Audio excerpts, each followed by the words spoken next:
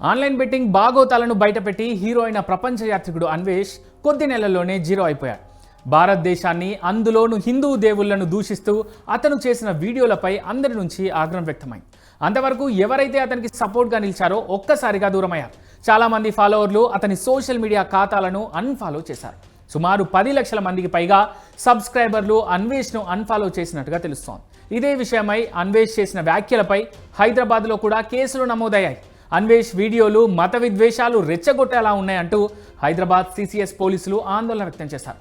వెంటనే అతని ఇన్స్టాగ్రామ్ ఐడిని తొలగించాలంటూ మెటా సంస్థకు లేఖ రాశారు.